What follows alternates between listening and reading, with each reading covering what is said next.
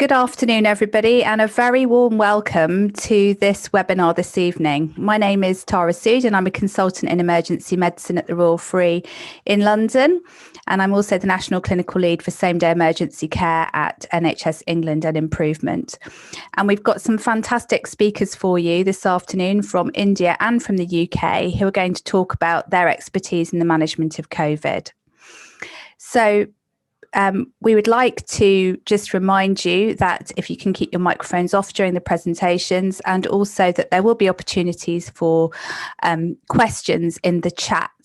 So please put your questions in the chat and we will answer them as quickly as we can. Unfortunately, we won't be able to answer questions that are relating to specific clinical scenarios or questions about family members. However, we will provide as much information as we can around the management of COVID specifically. There will be a short Q&A at the end of the session, so hopefully all your questions will be answered. Without further ado, I'd like to hand over to Dr. Nikhil Tandon, who's a consultant endocrinologist and head of department of endocrinology, metabolism and diabetes at the All India Institute of Medical Science. And he is going to talk about the situation in India and give us an update on the Indian guidelines for management of COVID. Dr. Nikhil Tandon, thank you very much. Well, thank you, Tara, and a very good afternoon, good evening to the attendees of today's session. My remit today will be to speak to you in two areas. Number one, India's national guidelines for inpatient management of COVID-19, and then as an endocrinologist, our hyperglycemia management guidelines for people with COVID-19. Could I have the next slide, please? So without going to details of categorization, individuals with moderate COVID-19 as defined by a respiratory rate of more than equal to 24, a breathlessness, and an oxygen saturation between 90 to 93% in room air are advised hospitalization in a ward facility. Of course, more serious patients are then transferred to or directly admitted into the ICU. Once a patient with moderate disease is actually admitted in the ward, the key aspects of his or her therapy are oxygen support, awake proning, corticosteroid therapy, and anticoagulation. The oxygen support is done with keeping a target SpO2 of 92 to 96%. That's brought down slightly to 88 to 92 if the person has chronic obstructive airway disease. The preferred device for delivery of oxygen is a non-rebreathing face mask, but clearly if you're compelled to use a high-flow nasal cannula or a simple nasal cannula, it is recommended that a surgical mask is put on top of that to prevent aerosol generation. In terms of awake proning, it's used as a rescue method as part of the NIH protocol. In terms of the corticosteroid therapy, the preferred medication is intravenous methylprednisolone given at a dose of 0.5 to 1 milligrams per kg, or dexamethasone given as 0.1 to 0.2 milligrams per kg. Anticoagulation is done either by as a prophylactic with either unfractionated heparin or with low molecular weight heparin at a dose of 0.5 milligram per kg per day of something like enoxaparin. So that's the terms in terms of medication. I will come down to certain special medicines in a minute, but what else do we need to monitor? What we advise monitoring of the work of breathing, hemodynamic stability, and the change in oxygen requirement to take a decision whether the patient's care needs to be escalated to an ICU setting. Serial chest x-rays, HRCT is not recommended on a routine basis, only if you're suspected special circumstances or if there's worsening. In terms of laboratory monitoring, CBCs, kidney and liver functions done daily, and if that's not workable, once in 2 days, CRP and D-dimer every 2 or 3 days, and interleukin-6 in a case of deterioration, subject availability. And all of this is available on the through the link which I've provided at the bottom of the slide. Could I have the next slide, please? But there are some medicines which are used either in the form of emergency use, authorization, or off-label use, very specific circumstances. Remdesivir, which has had a bit of a roller coaster ride, but at the moment it is advised under EUA to be considered, but only in patients with the following: moderate to severe disease requiring supplemental oxygen, They should have no renal or hepatic dysfunction as defined by an estimated GFR of less than 30, or liver enzymes exceeding 5 times the upper limit of normal, and the patient should be within 10 days of symptom onset. Tocilizumab is considered as an off-label therapy and can be given when all the criteria listed here are met. Severe disease, preferably within a couple of days of onset, especially those who are not improving despite corticosteroids, and significantly elevated inflammatory markers, namely CRP and IL-6. Convalescent plasma actually was used quite frequently previously, but it's clearly off-label and is again used when all the following criteria are met: early moderate disease within 7 days of symptom onset, and availability of a high titer donor plasma. Could I have the next slide, please? And that's all I'm going to talk to you about national guidelines. Happy to answer any questions pertaining to that. But I'll now shift to diabetes management in COVID facilities. And once again, these were guidelines which were created by our department, and they have been incorporated in totality by the Government of India, and they're available as a document at the link which is provided on this slide. What really prompted us to do these guidelines were the following 2 or 3 observations. Number one, that obviously at the early part of last year, we realized that there was enough data which is indicative of the fact that people with either newly diagnosed or established diabetes had really poor outcomes. Secondly, that there was lack of attention on non-respiratory parts of management. The management teams are really focused entirely on respiratory management, and this didn't really get a look in. And the third part was that there's hardly any glycemic monitoring happening. So if you don't find the problem, you're not going to fix the problem. Could I have the next slide, please? Right. So the guidelines as they stand, and this is a very, very sort of summary, it is now incumbent on the receiving team to ask the question, do you or do you not have diabetes? Now, really, disease like diabetes, with the rule of halves predominates, about 50% of people, or give or take a few, will not know they have diabetes in India, especially in the smaller towns and cities, right? So just getting a no as an answer doesn't really mean anything. And therefore, we then put a 3-step screening policy in stage. One was a point of care capillary blood glucose or random glucose done at the time of receiving the patient into the facility. The second was doing a pre and post meal blood glucose, again by a capillary test. The next meal the patient has, so supposing the patient's admitted during the day and they're having a meal at night, then a pre and post dinner value. And the third screen was the next morning with a venous plasma glucose and an HbA1c to see that if the sugars were high, are we dealing with somebody who's previously undiagnosed disease or fresh disease? Now, what really ended up with this was that we ended up with 3 categories. Obviously, if all the screens were negative, it meant that the individual was normal glycemic. We must, however, remember that even somebody who's normal glycemic now can, with disease progression or introduction of corticosteroids, evolve into diabetes, right, or hyperglycemia. And therefore, we still recommended that every second or third day, some form of continued monitoring needs to be done. The other 2 situations would be stress hyperglycemia or clear disease. And then what we did was, if the random glucose, right, if the random glucose was in excess of 10 millimoles per liter or 10 to 12 millimoles per liter, we said, keep an eye on this patient. But if the random glucose exceeded 15 millimoles per liter, we said, start therapy. And I'll come to therapy in a moment. If similarly, if the pre and post meal value was more than 10 before the meal and more than 15 millimoles after the meal, we said, get going, guys, and give some therapy. So this was really the important part, because we needed to initiate therapy earlier, and that therapy could be oral or could be injectable. Could I have the next slide, please?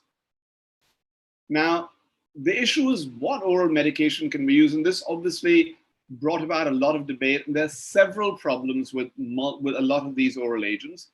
Patients are often sick, they're not eating very well, there's unpredictability in their nutrient intake. So agents like sulfonylureas have problems with potential hyperglycemia. Agents like SGLT2 inhibitors, concerns were euglycemic ketosis and dehydration. With pioglitazone, the concern was whether they would start fluid accumulation, and if there was already borderline subclinical myocardial dysfunction, could we precipitate heart failure? And therefore, really, we were left with DPP-4 inhibitors, which are reasonably safe. And In patients who did not have severe disease and who did not have hemodynamic instability or hypoxia, we still continued metformin after taking care that none of those situations were there and that their renal status was all right. So really the number of oral agents we could give was relatively few. Next, please. What about escalating to injectable therapies? And I think what we really decided was that anybody who had moderate to severe COVID disease or moderate to severe hyperglycemia, or anybody who was contraindicated to the couple of agents which we were comfortable in using must go on injectable therapies. And the broad thresholds we decided was if somebody had a pre-meal value of more than 10 millimoles per liter or a post-meal value of more than 15 millimoles per liter, we said, fine, you go on injectables, but you can try a basal bolus regimen of subcutaneous, so pre-meal regular or short-acting analogs and a bedtime NPH or a bedtime long-acting analog as was available. However, if we found that the values were really going high, for example, a pre-meal of 15, 16 or thereabouts, or a post-meal which was in excess of 20 or 22, we didn't even bother giving basal bolus. We put the person on an insulin infusion. Now, clearly, the other situation which we are dealing very significantly nowadays is steroid-induced hyperglycemia, which definitely requires nuanced care. But I will not talk about that, and doctors Wasim Hanif and Kamlesh Kunti will take care of that. As I just come to an end of my presentation, I just want to highlight one more fact, that the other area we realized we were falling short of, and that's why we've given clear recommendations, is incorporating glycemia management in the discharge summary. A lot of these patients had first-time exposure to anti-hyperglycemic agents, so it often got missed out. The details got missed out in the summary. We said if the person came on medication and was staying on the same medication, you continue with that. If they've transitioned to insulin, see if you can transition them back to oral agents. If they're staying on insulin, they must have completed their education in terms of insulin technique, in terms of log maintenance, hypoglycemia, sick day guidelines, etc., etc., etc., so that they don't encounter trouble when they go home. They should have full information about monitoring, and a follow-up appointment must be done for their post-COVID times with a diabetes specialist and or their primary care physician as required. I think I'll stop here and I'll be happy to answer questions which come onto the chat box. Thank you so much. Thank you very much. I'd now like to introduce Dr. Sanjay Bagani, who's a consultant in infectious diseases at the Royal Free Hospital in London, and he's going to talk to us about inpatient therapeutic management for patients with COVID-19. Dr. Bagani. Thank you, Dr. Sood. Good evening, everybody. It's an absolute pleasure to be with you this evening. So what I'm going to cover over the next 10 to 12 minutes is hospitalized patients with COVID-19 and evidence behind the therapies that we currently use in the UK. Next slide, please, Bernard. So in order to understand therapeutics in COVID-19, we really need to try and understand a little bit about the pathophysiology of disease. And I have to say, when we entered the first wave of COVID-19 in the UK, we didn't understand any of this, but now we do. As you can see on this, the viral replication precedes the onset of illness in COVID-19, and that by the time some of your patients who develop severe illness, your viral replication is starting to come down already, and that the vast majority of people are starting to mount an antibody response. By the time people get to critical illness of COVID-19, you really are seeing people with viral levels that are reasonably low now, and that the vast majority will have an antibody response. And so what we have learned is that in that phase of the illness, it's immunomodulatory therapy that becomes more important than antiviral therapy. Next slide, please, Bernard. And so whilst at the beginning of the first wave, we were tempted to throw in every medication that might have the possibility of working, we went back to these Hippocratic oaths that we all took when we qualified as doctors, in that first we must do no harm, and that we need to try and look at the evidence supporting the therapeutics that we were using. Next slide, please, Bernard. And so this is no news to all of you. This is a hierarchy of the strength of evidence for recommendation of an intervention. And as you can see on here, that it's when you get down to randomized controlled trials, systemic reviews, and meta-analysis that you're really garnering the evidence that you need in order to put an intervention into a patient safely. Next slide, please. And so what we have learned, and this is that same phenomenon that we saw in the first slide, which is that by the time the patients reach the pulmonary phase of infection and the hyperinflammation phase, it is all down to the host inflammatory response and very little down to the viral response. You can see at the bottom, there's a number of, go back one slide, please, Bernard. You can see that there's a number of antivirals that were starting to be used in the early days, and a number of immunomodulators that were also starting to be used. And what I want to do over the next few minutes is try and show you some of the evidence behind these. Thank you, Bernard. Next slide. And so there's a number of critical randomized controlled trials that have added to the evidence that we have as we speak in 2021. One of these is the UK national trial. This is the recovery trial. This is a multi-platform adaptive control trial that has the advantage of having one control for a number of different interventions. In its first iteration, you can see these are the interventions it tested against standard of care, with the primary endpoint of all-cause mortality at day 28. Next slide, please. But the advantage of a platform study is that you can add and take away interventions as evidence starts together for these trials. And you can see in its later iteration, convalescent plasma was added in, as was the Regen CoV-2 monoclonal antibodies. And then they introduced the second stage randomization of tocilizumab versus no additional therapy, with the same outcome, which was mortality at day 28. Next slide, please, Bernard. Trial that is informing us of the evidence from a randomized control trial was another multi-platform adaptive control trial from the WHO. This is a solidarity trial. And again, these are the initial regimens tested against standard of care, and this time they included remdesivir, and a primary outcome was in-hospital mortality at day 28. Next slide, please, Bernard. And then the final trial that I really wanted to put up there for you was the NIH adaptive COVID-19 treatment trial platforms. So this is the so-called ACT platforms, and in its first iteration, it looked at remdesivir versus placebo. And then as the trial has moved on, if a therapy has become successful, it then becomes your standard of care against which everything else is controlled. So let's look at the results very briefly. What doesn't work in randomized controlled trials? Hydroxychloroquine, lopinavir-ritonavir plus injectable interferon, azithromycin, convalescent plasma, more recently hyperimmune immunoglobulin, and some neutralizing monoclonal antibodies don't work for hospitalized patients. Next slide, please.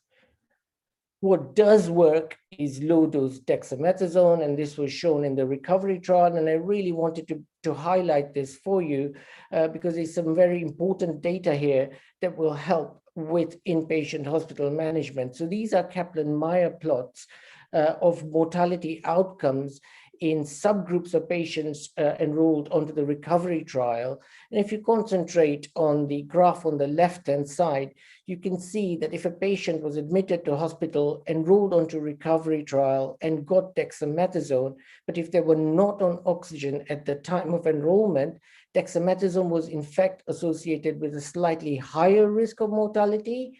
And so the benefit of dexamethasone is most obvious as you look on the right-hand side in those patients that required oxygen and mechanical ventilation.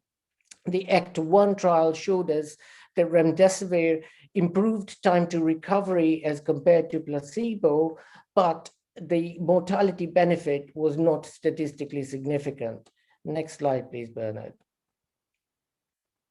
And then Solidarity also then looked at remdesivir in terms of in-hospital mortality. And as you can see, both on the Kaplan-Meier plot on the left-hand side and the forest plots on the right, that there was no benefit in terms of mortality for remdesivir in the Solidarity trial. Bernard, one tab, please.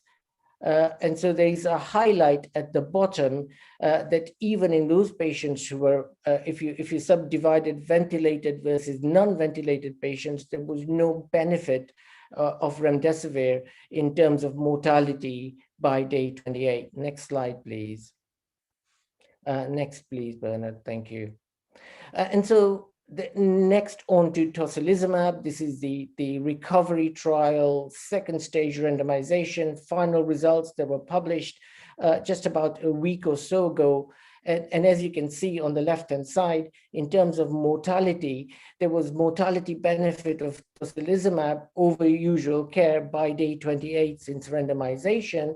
And then if you go down to the forest plot at the bottom, you can see that this mortality benefit was most obvious in those patients that were already on corticosteroids at the time of receipt of tocilizumab. And so suggesting that the benefit of tocilizumab is probably most obvious in those patients either pre-treated or treated simultaneously with corticosteroids. Last slide, please. And then the final data I wanted to show you, and this was just out this week, this is a Cove Barrier of a large phase 3 trial looking at baricitinib in terms of mortality in hospitalized patients, either requiring high flow oxygen or NIV. And as you can just concentrate on the Kaplan-Meier plot at the right bottom, you can see that there is obvious mortality benefit of baricitinib in addition to corticosteroids in very sick patients, either requiring high flow oxygen or NIV. And last slide, please. Next slide, please, Bernard. Thank you. And so, sorry, one before, please. Thank you. And so what do we do? So what have we learned from the evidence so far? What we've learned is that in severely unwell patients who are hospitalized, all those things in red that you see up there are of no effect. All those things that are in yellow are still going on in clinical trials. And all of those that are in green have shown benefit in one sense or another, either in terms of reducing length of hospital stay or in terms of improving mortality. And last slide, please. And so what do we do at the Royal Free Hospital for hospitalized patients with moderate to severe COVID-19? So we ensure that all these patients get low-dose corticosteroids. It's usually dexamethasone or the equivalent doses of prednisolone or hydrocortisone, and this is for a maximum of 10 days. If the symptom onset is less than 10 days and the renal function and liver function allows, then we use remdesivir again for a maximum of 5 days. More importantly, recently with the evidence from the recovery trial, if their CRP is greater than 75 or they are within 48 hours of high flow nasal oxygen, non-invasive ventilation or mechanical ventilation, then they get a single dose of intravenous tocilizumab.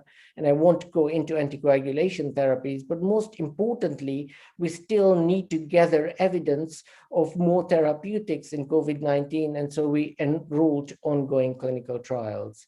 And I think I will stop there and we'll be happy to take questions at the end. Thank you very much.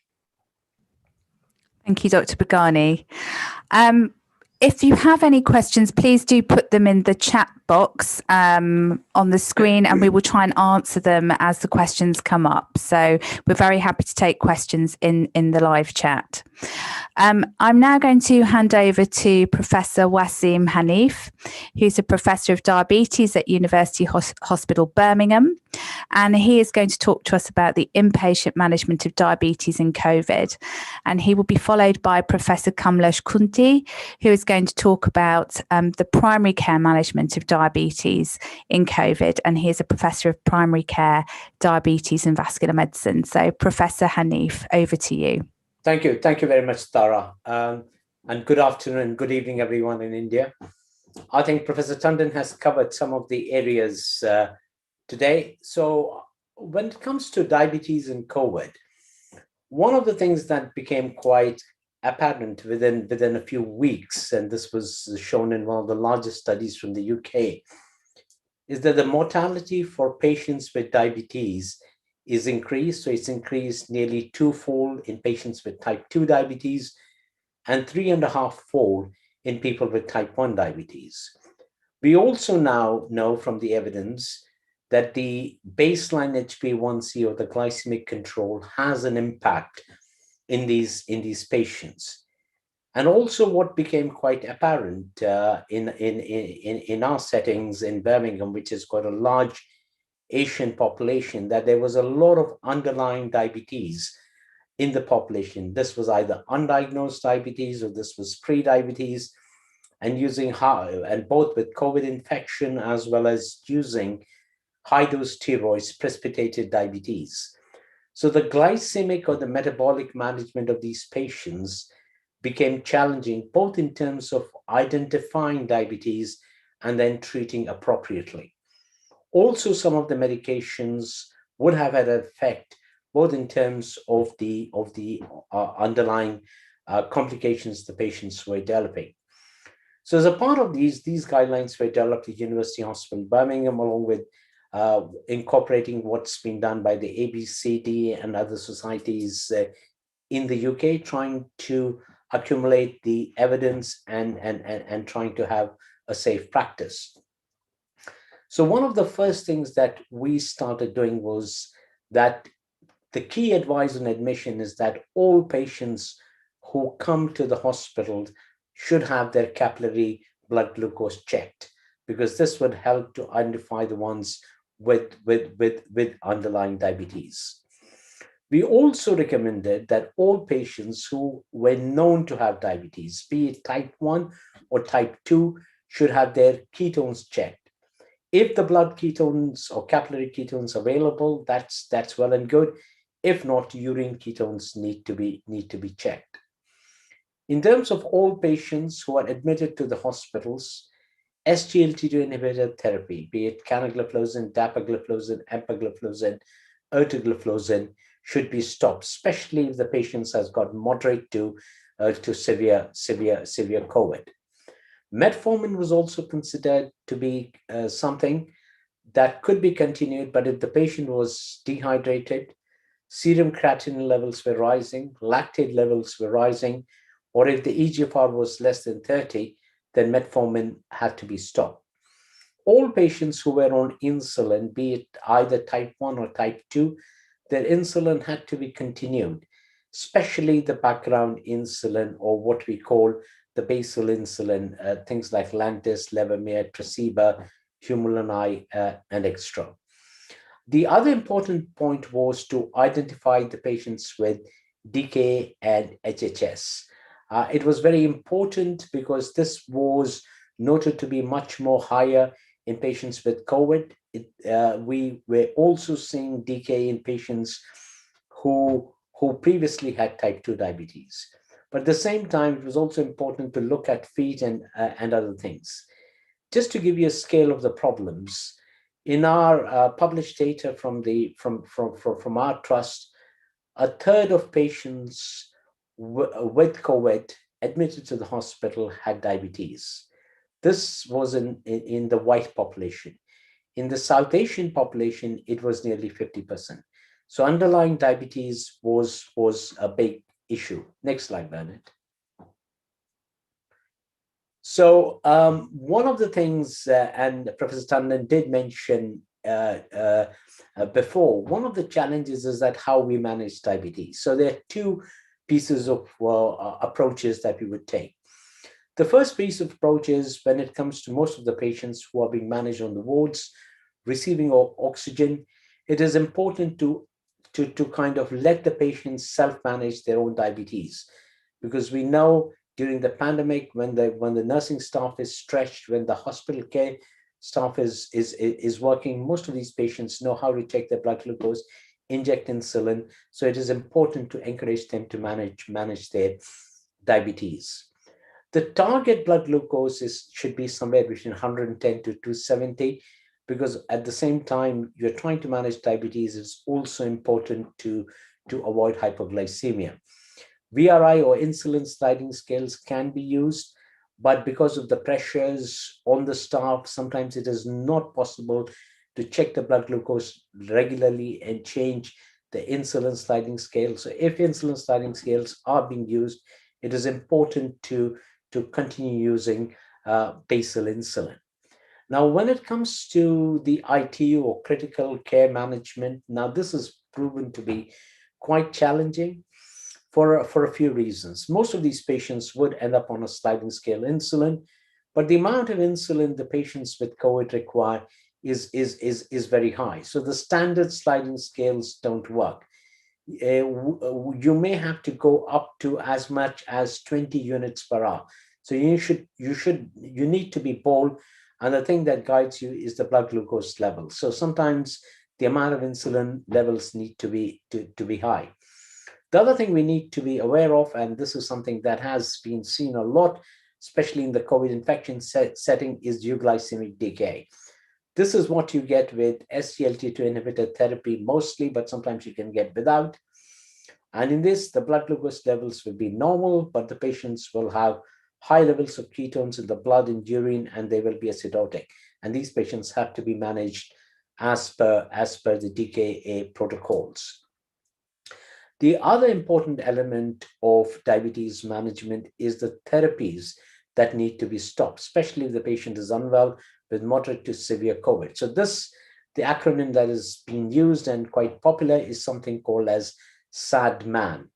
And this includes SGLT2 inhibitors, ACE inhibitors, diuretics, metformin, angiotensin receptor blockers, and SEDs. Next slide, please.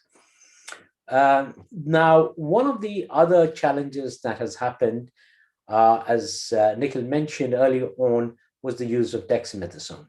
As we know from the recovery trial, dexamethasone in appropriate patients can reduce death by nearly 1/3, and it's now become a standard treatment for COVID. Now, one of the challenges with using dexamethasone, both in patients with diabetes, undiagnosed diabetes, and even in pre-diabetes, is it can precipitate either stress hyperglycemia or get the blood glucose levels very high.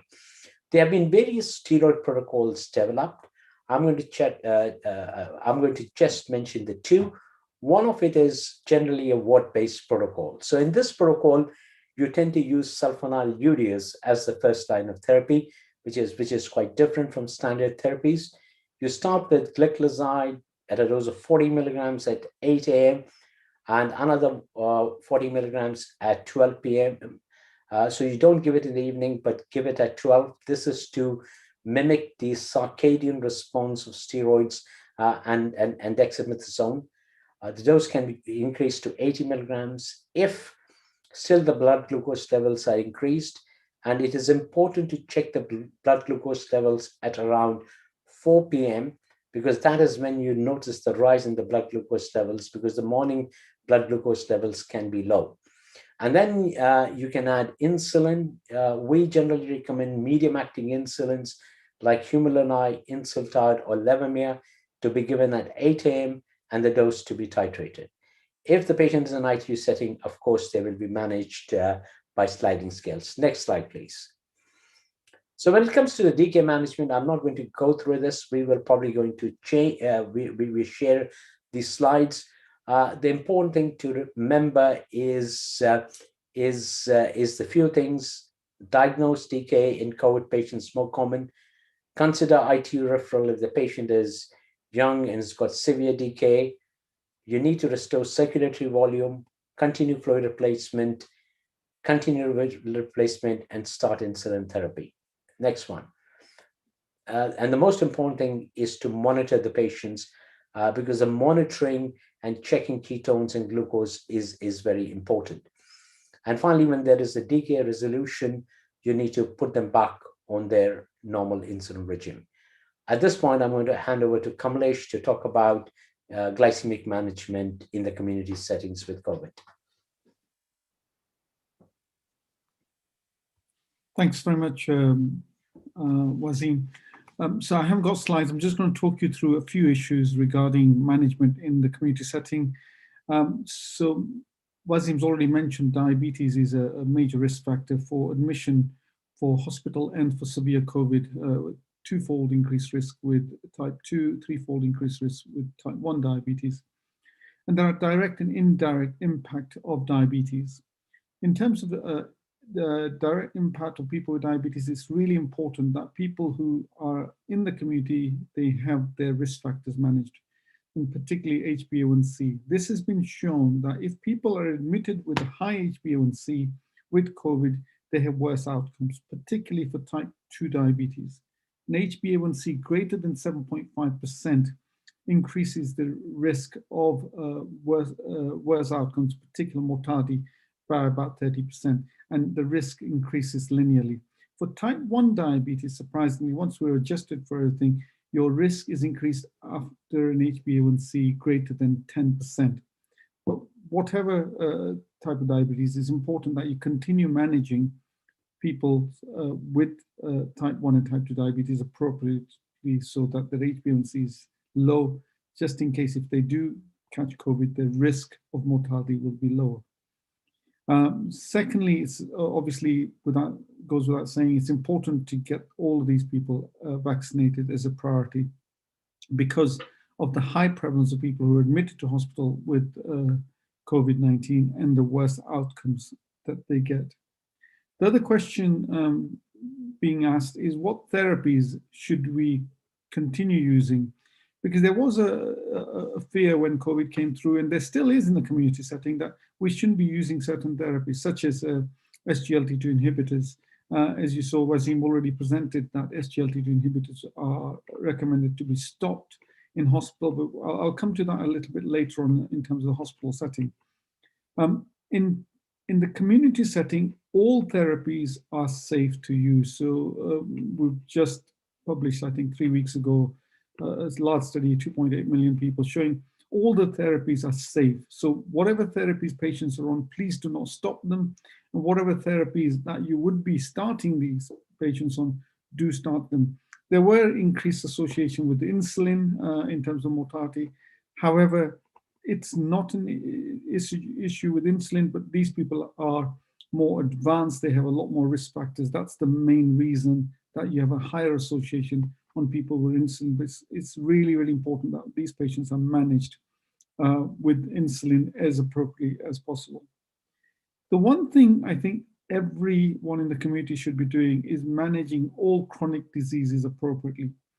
We will see more people die of indirect impact of COVID-19 than direct impact of COVID. Yes, we are seeing huge numbers of patients being admitted to hospital with COVID, but those patients who are at home, they've had no management. Many haven't had management, and we've had the same in the UK as well. We're managing these people remotely. They haven't had their regular checkups in terms of their risk factors. They haven't had their blood tests done.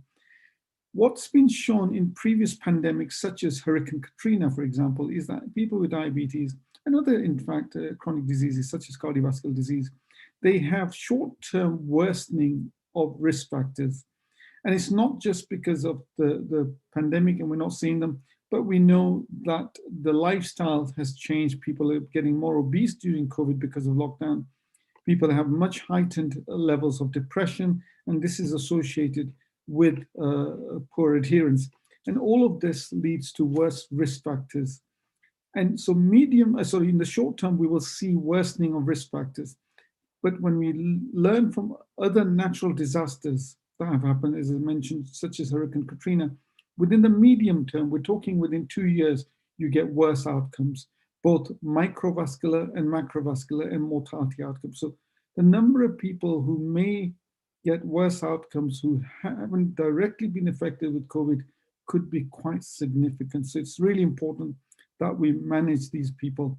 There's been enough data shown by many people that just a 1-year delay in getting HbA1c down to normality, just 1 year delay, and that's what we've had in COVID, is associated with worse outcomes within 5 years in terms of myocardial infarction, hospitalization for heart failure, strokes, microvascular complications, and mortality as well.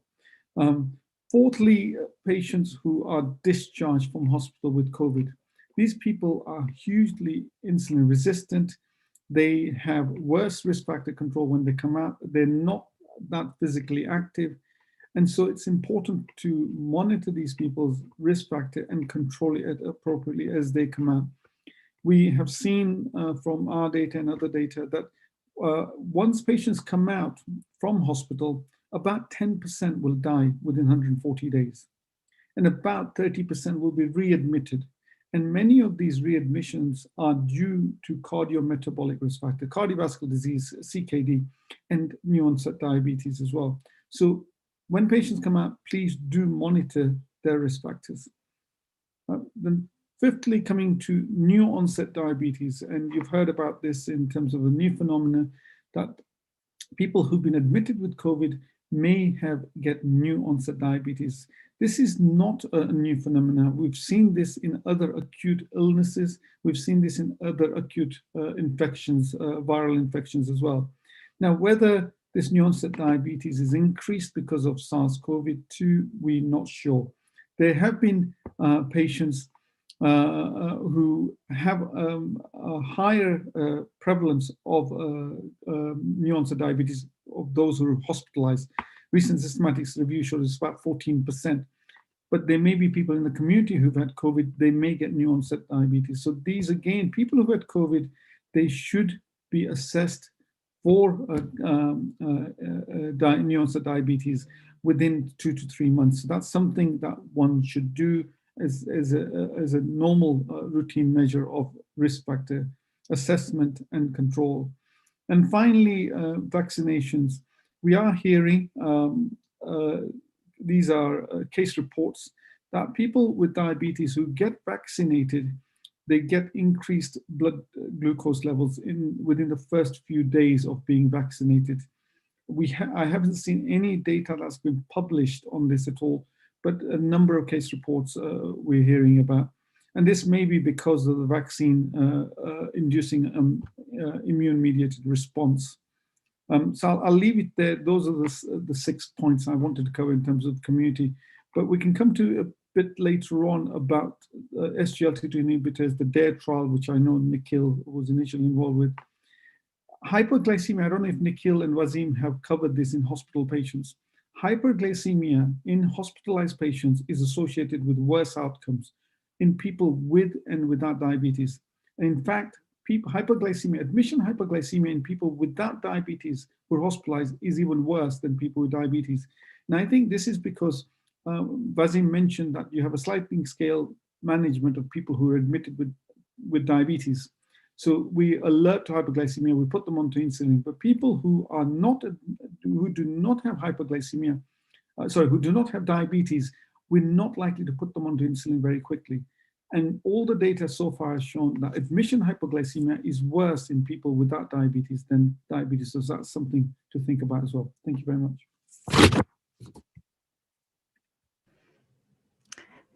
Thank you both. We're now going to move on to Dr. Pratima Chowdhury, who's a consultant haematologist at the Royal Free in London, and she's going to talk about anticoagulation therapies in patients with COVID-19. Dr. Chowdhury. Thanks a lot, Tara. Thanks very much. Good evening, everyone. It's a great pleasure to be part of this webinar, and over the next few minutes, I'm going to try and give an overview about anticoagulation in the context of COVID-19. Next slide, please. I think very early in the pandemic, we saw this association between D-dimers and COVID-19. And I think as the pandemic progressed, what we realized is that the elevated D-dimers was associated with both an excess risk of thrombosis, but also an excess amount of mortality. I mean, there have been n number of systematic reviews published, but I think the most important take-home message from the systematic reviews is the variation in the VTE that we see across different cohorts, suggesting that how you diagnose the patients is going to have a huge impact on how many patients you find with venous thrombosis. And if you look in terms of D-dimers as a prognostic marker, what we have again find the literature says that if you have a 4 to 8-fold increase in D-dimers above the upper limit of normal, then the mortality may be almost be twice in any kind of age group or if you kind of stratify by gender.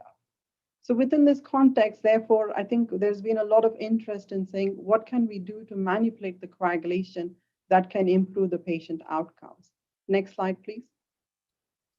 So I think the first thing that we kind of need to think about is, why do we need to investigate patients for a pulmonary embolism or venous thrombosis? We know that the patients, once you diagnose, they require anything between 3 to 6 months of treatment. But the symptoms of PE are quite indistinguishable from that of COVID-19. So I think typically, what we have learned over the 2 surges is, particularly in ventilated patients, if the patient is not improving after you've prone them for 48 hours, if there's a sudden worsening of the PF ratio, if there's a sharp elevation of D-dimer levels, where essentially the D-dimer levels have doubled or more than 5 to 10,000 or even 80,000, then that is the time you think about a CTPA.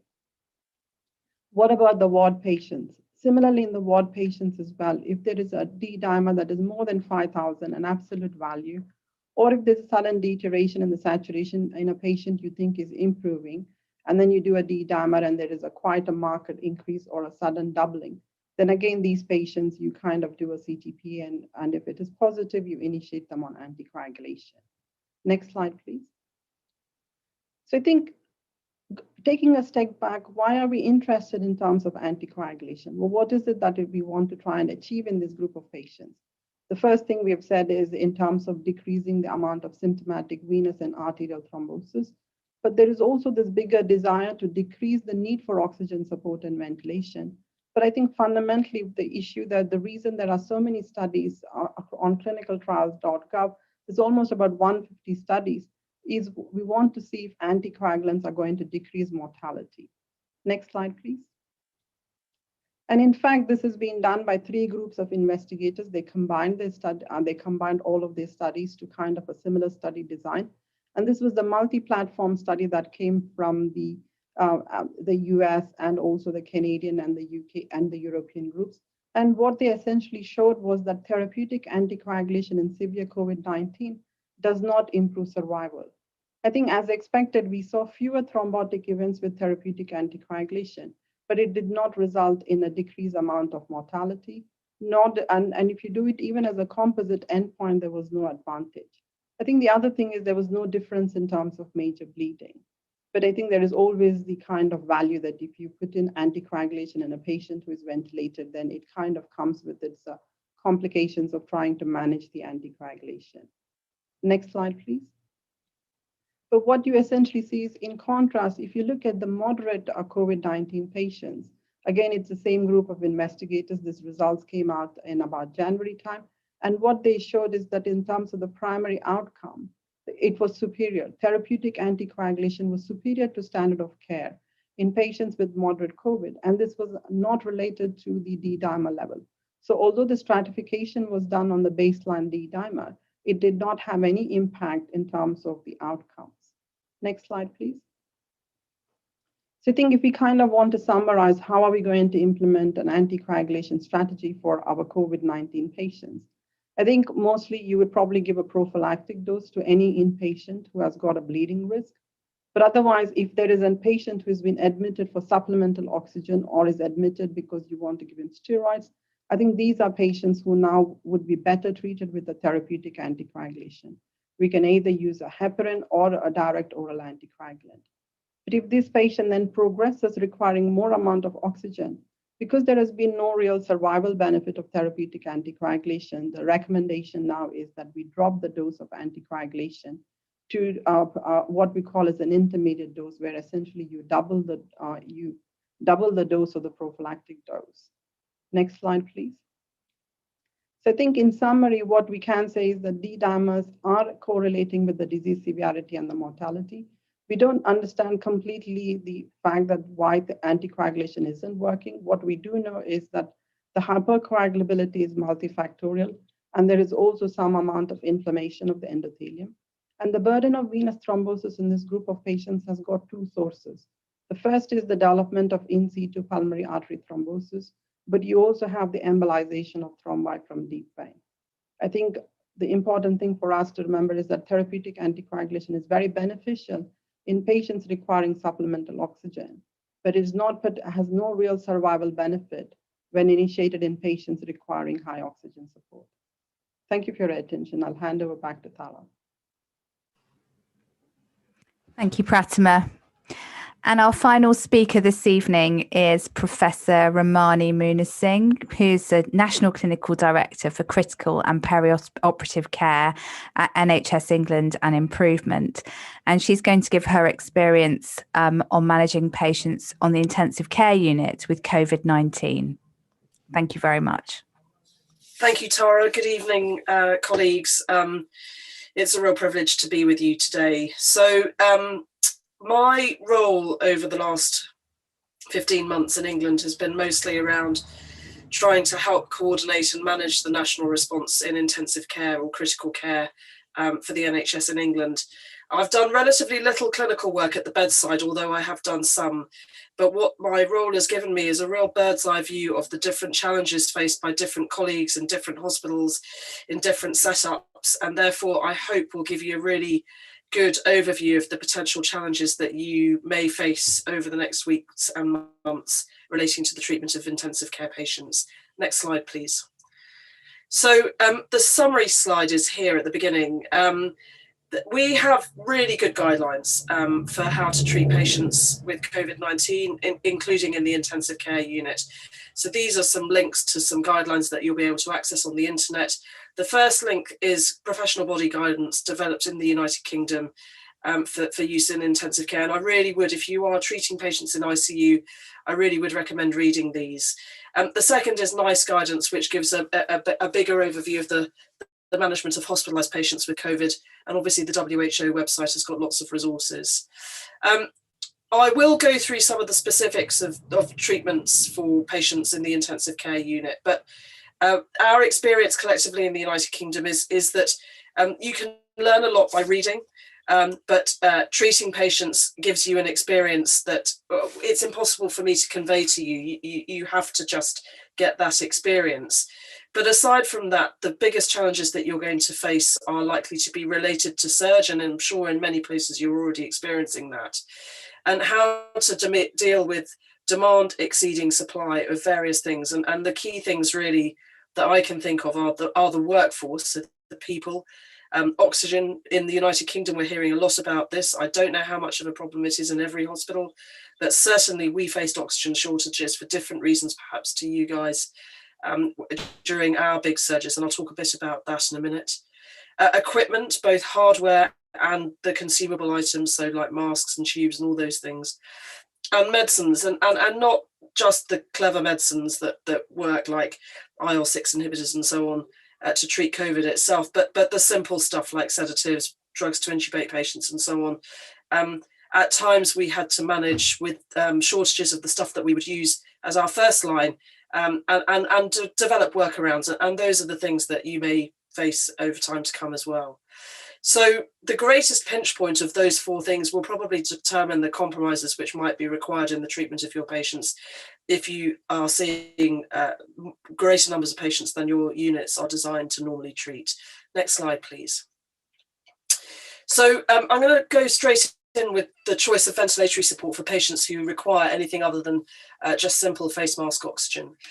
And there really is equipoise over the right thing to do here. If the patient has an immediate indication for intubation, like their GCS is low, for example, then obviously intubation is the right thing for them. But in most cases, you have patients who are hypoxemic and breathless, but don't necessarily look as if they need to be intubated immediately. And then there is real equipoise over what to do, whether a trial of CPAP or high flow nasal oxygen may have benefit, or whether you should go straight towards intubation. Now, in the UK, our clinical experience developed over the last 15 months is very divided. There are units that are intubate early units, and there are units that will try CPAP on pretty much every patient before intubating them. And everyone has had good experiences. There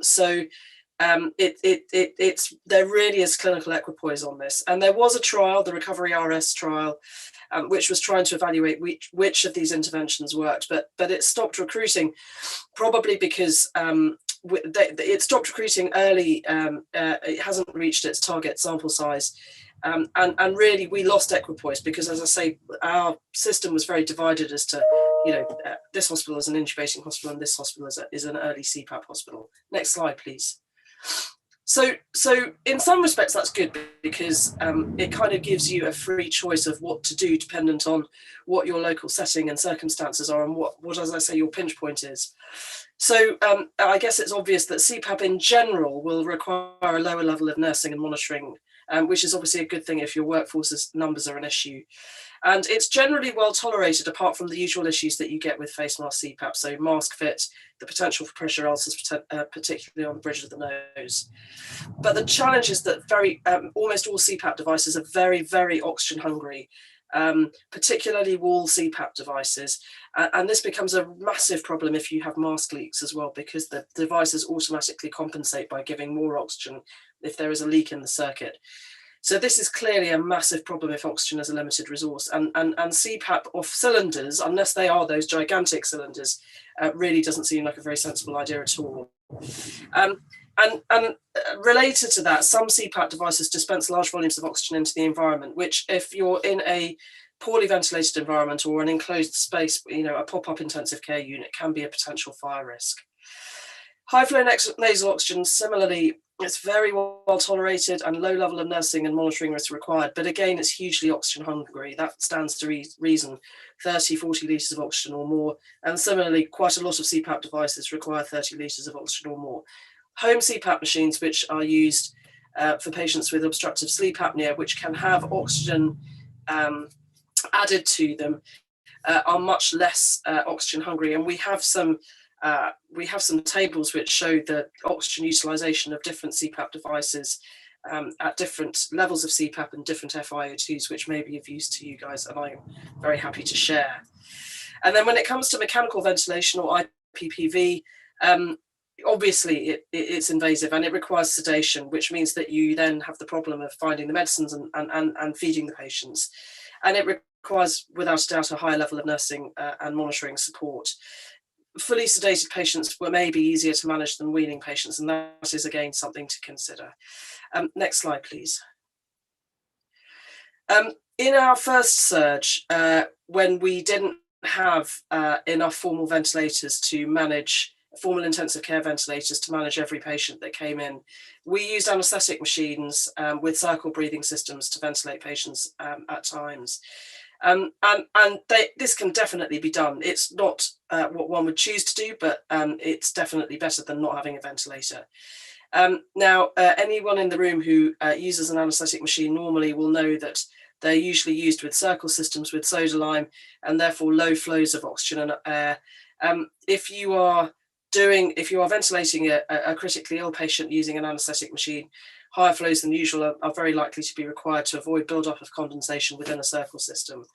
And then there are some issues that are specific to using anaesthetic machines, such as, for example, if you lose inline suctioning, which is what we would normally do, and certainly is the safest thing to do with COVID patients because it reduces the risk of aerosolization with suctioning, that can trigger anaesthetic ventilators to stop. So that's obviously something to be aware of.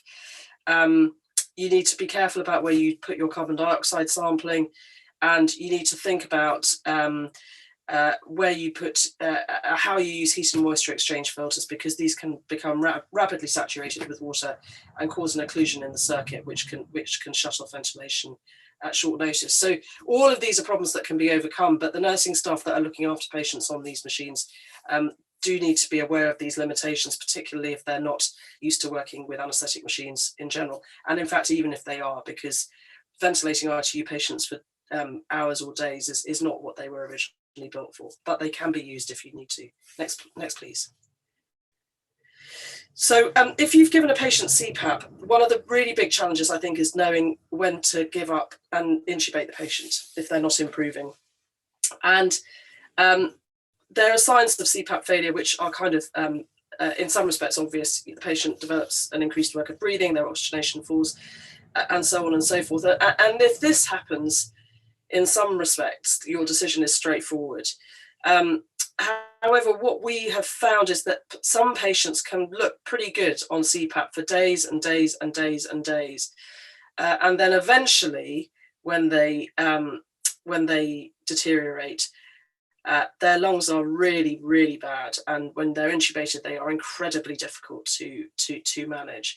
And for that reason, despite what I've said in this second paragraph here, which is that there is no evidence that a particular duration of non-invasive respiratory support, or CPAP, is detrimental in treating a COVID patient. There were some units in our country that adopted guidance which said that after 5 days, they would have a sort of go, no go decision about intubating the patient, because they didn't want to run the risk of leaving a patient on CPAP for days and days and days and days, only for them to do badly later.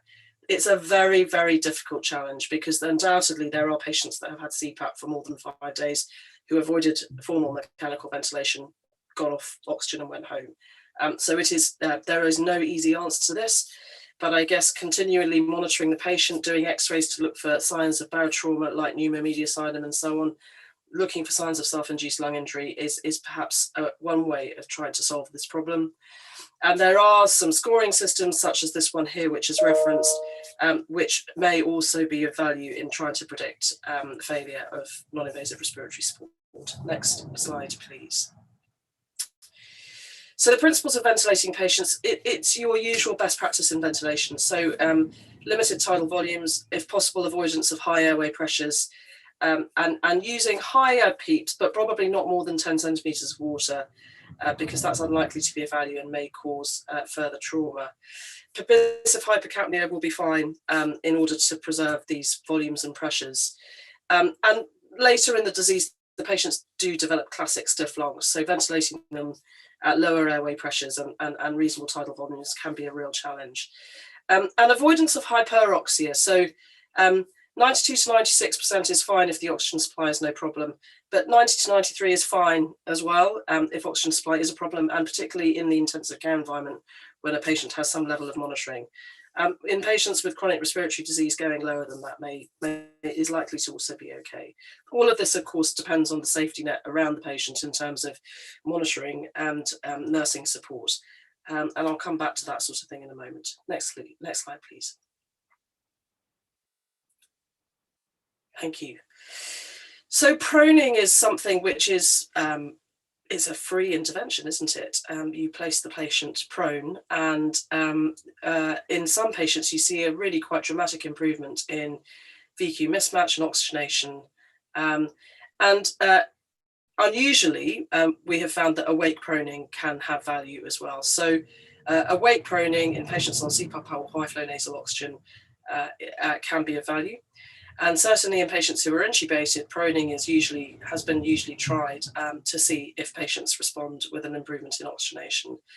And if you find that the patient responds to proning, the idea is that you use it for maybe 16 to 18 hours a day. It's possible that you might use it for longer than that, and then flip them back over for 8 hours and then put them back onto their front for 16 to 18 hours. And patients may continue to show benefit for this approach for a week or even more. There are risks associated with proning, and they're predominantly related to the risks of pressure ulcers and of, I've lost my slides from the screen. I don't know if anybody else can see them. So the risk of pressure ulcers, the risk of damage to the eyes, the patient's positioning with regard to their shoulders can risk them getting brachial plexus injuries. And we've seen quite a few of those after patients have recovered and left intensive care. So these are all things to watch out for, but proning can be a very, very effective rescue therapy. I can't see my slides anymore, so could somebody put them back up, please? Thank you. And the next slide, please. Thank you. And the other challenge with proning, of course, is displacement of the tracheal tube, particularly when you're moving the patient around. Next slide, please. So thromboprophylaxis, this has been covered already by colleagues. I mean, I think if you look at the guidance across the whole sort of pathway of care for a patient that's hospitalised, certainly at the beginning, I thought this could be potentially confusing, but in fact, it's relatively straightforward. Lower acuity patients who are requiring oxygen therapy only should receive therapeutic anticoagulation, and higher acuity patients, so those in intensive care receiving high flow nasal oxygen, CPAP or ventilated, you would reduce that to an intermediate dose, which is a twice normal prophylactic dose. You'd start it as quickly as possible after hospital admission, and you continuously reassess the risks and benefits of thromboprophylaxis against the risks of bleeding. I'm going to come on to talk about fluid management and renal replacement therapy, but certainly increasing the dose from an intermediate dose up to a therapeutic dose was advocated in some places where we had lots and lots of problems with hemofilters clotting.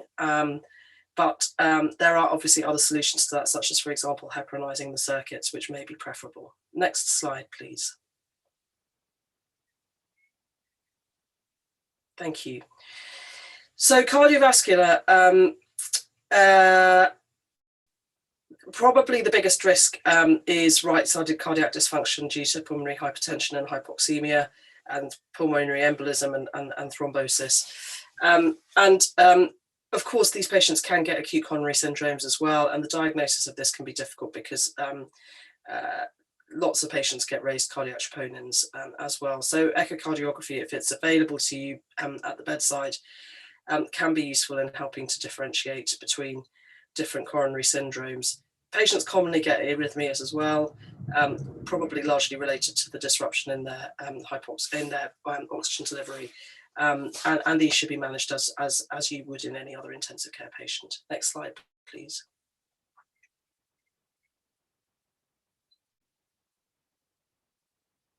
Next slide, please. Thank you. Thank you. So fluid management. Oh, and back one, please. Thank you. So we in the UK probably got this a bit wrong when we had our first wave this time last year. The temptation with patients where the primary pathology is lung injury is to go really, really super dry. But what we found is that renal failure was very common in ventilated patients, and it put patients into a very, very poor prognostic category. The other thing that we found is that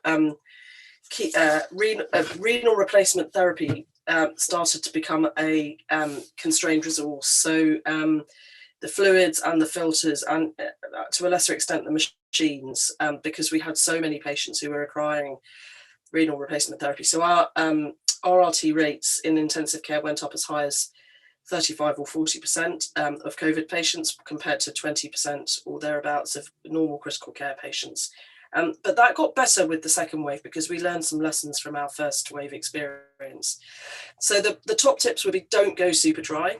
And I think particularly in India and South Asia at the moment, because it's so hot, as you would normally do, really think hard about insensible losses when considering your fluid balance.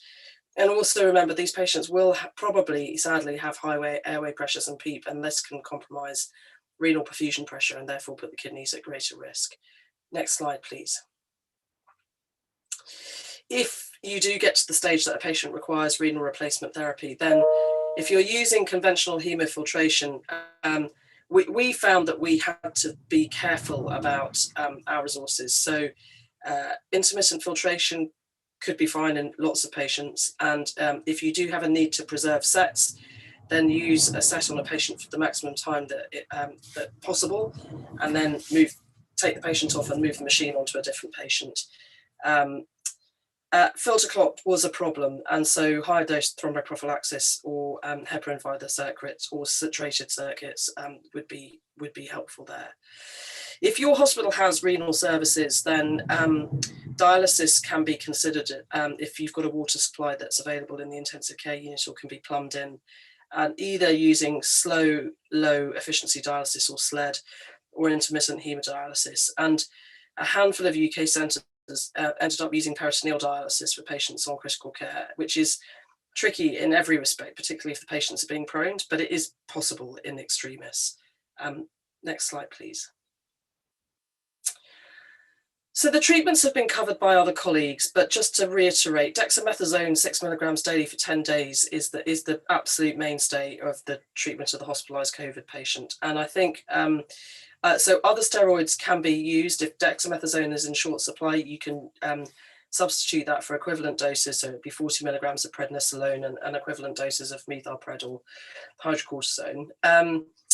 Dexamethasone is, we ran into some challenges with women who were pregnant, who had COVID, and people being reluctant to give them dexamethasone because there is some evidence that you shouldn't do that in early pregnancy because of the risks to the fetus.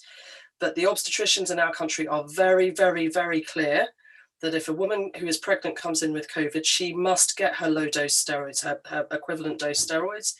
And if you can avoid dexamethasone and give prednisolone or hydrocortisone, then that's what you should do. But she should get the steroids. As far as remdesivir is concerned, if the patient has not received remdesivir up to the point that they are in intensive care or requiring CPAP, high-flow nasal oxygen or ventilation, don't start it then. If the patient's already on it, then you can continue for the 5-day course and then stop. And if you're using IL-6 inhibitors like tocilizumab, a single dose should suffice. As far as I'm aware, nothing else is evidence-based. And I really would reiterate to you, don't feel bad if the fancy drugs aren't available, because the biggest impact on the outcomes for your patient is going to be the general infrastructure and organisation of your workforce and your unit. And of course, given the levels of patients that you may be faced with treating, much of this will be out of your control. So yeah, look after yourselves. Next slide, please. So these are the things I would sort of, as I come towards the end of this presentation, advise that that as intensive care clinicians, you really need to think about. There really is equipoise on choice of ventilatory support. So you must do what best fits the infrastructure that you've got.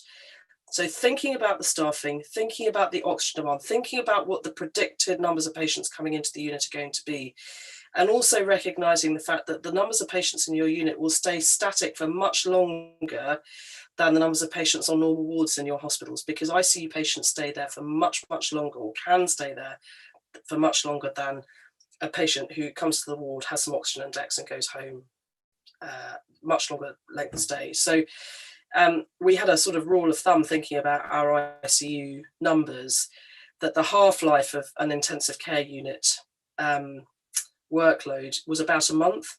So if you reach your peak surge, then maybe a month later, your patient numbers will have dropped by 50%. And so you in intensive care will feel the impact of surge for much, much longer than other parts of the healthcare system. Because once eventually, hopefully, vaccination or whatever public health measures are taken to try and reduce the numbers of patients coming in, once they take hold, it will take still some time for that to impact on intensive care numbers. So thinking about all of that when planning how you look after patients, I think is worthwhile. And then doing the simple things as well as you can. These are the things that often go out of the window, particularly with stretched staffing. So we have this system called Fast Hug. I don't know if you do in India or in South Asia, but the acronym is feeding, analgesia, sedation, thromboprophylaxis, hydration, ulcer prophylaxis, and glycemic control. So this is the good housekeeping stuff. There's also the stuff that's really, really easy to forget. And so just having this, and hydration and head up of the bed is the other H as well. And so just having someone that can go around, they don't have to be a doctor or a nurse, but someone that can go around checking that the patient has got feed or a plan for feed, is optimally, that they've got a prescription that seems to work for analgesia and sedation and thromboprophylaxis and all those things. That those are things that can potentially help. Next slide, please. And using your team as effectively as you can is the other thing. So we had to bring in huge numbers of additional staff to work in intensive care because we grew from our baseline of about 3,500 critical care beds up to 6,500. And so we had to bring lots and lots of additional people who are not used to working in the ICU into our into our intensive care units to help us. And so the way that we try to use those guests most effectively included setting up teams to do repeat tasks. So proning teams, that's all they did. And they would have an anaesthetist and a bunch of other people who would just go from bed to bed and prone and deprone the patients. And surgeons are great for that type of thing. If they're not doing as much operating because of the surge conditions, they're used to positioning patients in theatre. They can be really, really useful for this. Line teams, so asking radiology and cardiology colleagues who are experts at putting lines in to assist with that type of thing. Intubation teams, so having a team that is there to intubate and do nothing else, that is outside the core critical care team. Housekeeping teams and communications teams, very importantly, with families, which can be non-intensive care staff as long as they're suitably supported. Next slide, please.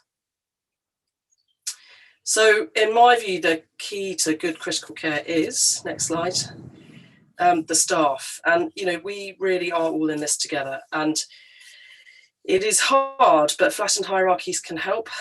So everyone's got to feel empowered to be able to speak up. And in this setting, with many, many more patients than you might be used to treating in your unit, patient harm is very likely to occur due to omissions and human factors and accidental mistakes. So that flat hierarchy, that means that the most junior member of the team is able to speak to the professor and explain why they're worried about something is really important. Looking after your surge staff, so your support staff that are brought in, and there are resources available to help train them in the basics of intensive care. And again, trying to allocate them in a way which maximizes the existing experience they have is really important. And my final comment really is about looking after each other. We've found that psychological harm is common as a result of dealing with this level of critical illness admissions and just crisis, and is most likely to occur in the core intensive care staff, particularly senior staff, particularly nursing staff. And this is going to be a long haul rather than a short sprint. So taking time and spending time with your loved ones and taking time to eat and sleep and rest is really important. Thank you for listening. Thanks very much indeed. Thank you so much, Romani. I'm going to now go to Alison for questions, please. Thanks very much, Tara. First, we want to apologise that we've overrun. It's because we've had so much information. So we hope, we're sorry about running over, but we thought what we would do is just pick up two of the questions that have been asked most frequently. So perhaps we could have stopped sharing slides and we could just see the panel so I can work out who might be able to answer those questions.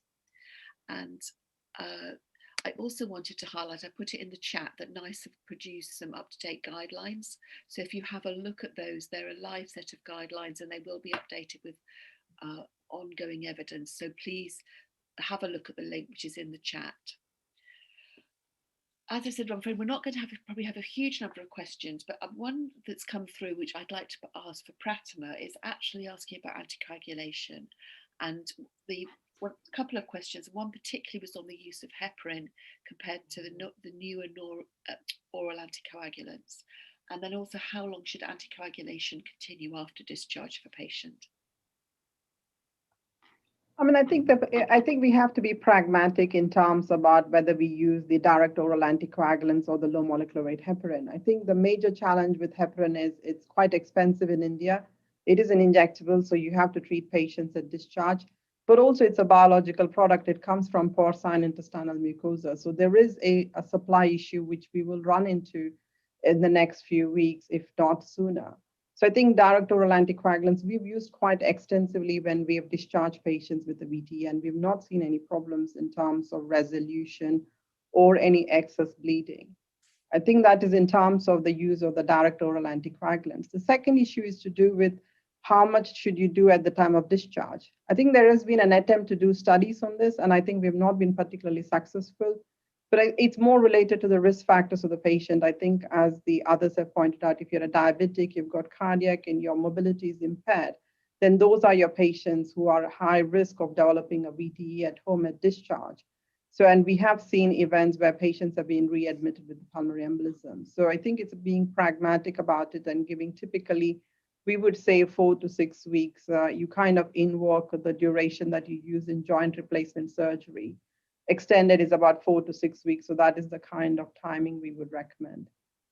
Thank you very much, Pratima.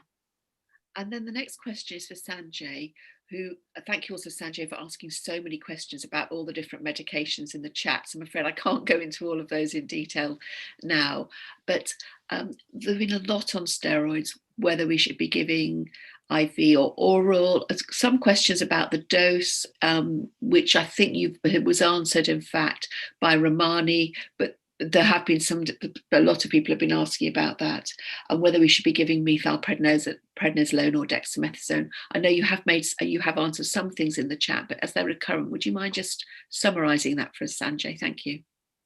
So thank you very much. And as it's been pointed out repeatedly throughout this seminar, the cornerstone of managing your hospitalized patient with an inflammatory response is corticosteroids.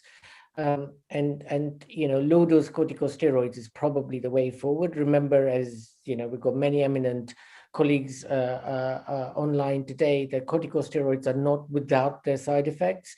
And so the lower the dose of corticosteroids we can get away with, the better. And people have asked questions about high dose corticosteroids, and there was a question on the chat about a mg per kilogram of dexamethasone, which is an incredibly high dose of dexamethasone. I have to say there are studies that are about to kick off looking at higher dose corticosteroids versus lower dose corticosteroids, particularly in the context of preventing some of the pulmonary complications that we see after pulmonary inflammation in COVID-19. But I think we should wait for these studies before we advocate higher dose corticosteroids. Thank you. Alison, may I just add quickly to that, which is that I completely agree with everything that Sanjay's just said.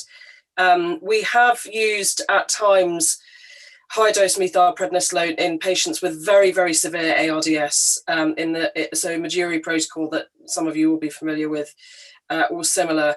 There is no evidence base for this. And so this has been used pretty much as a rescue therapy in patients who look like they're otherwise not going to recover.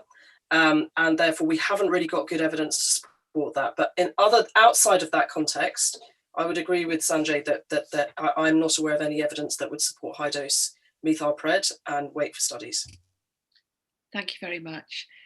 I hope that we've kind of covered the major things. Are any of my panelist colleagues, is there anything else they would particularly like to mention before we close the webinar? Okay, so with that, I'm about to hand over to Tara, but before I do, apparently one of the discussions on Twitter was about mucormycosis, which apparently Dr. Tandon is an expert in, and Wazim also knows a lot about, and apparently they've not seen a case of this, even though it's live on Twitter and WhatsApp groups. So with that, I'll hand back to Tara, and thank you very much for joining us, and thank you to all the panelists for all their time. Tara, I'll hand over to you. Thanks, Alison. So I'd just like to thank all our speakers for a fantastic webinar this afternoon. I hope that it's been useful for people practicing across the world, as particularly over in India, and very happy to support everyone joining future webinars. So please look out for those on Twitter and through the other channels where you found all the details for this one. So once again, thank you very much to everyone, and good night.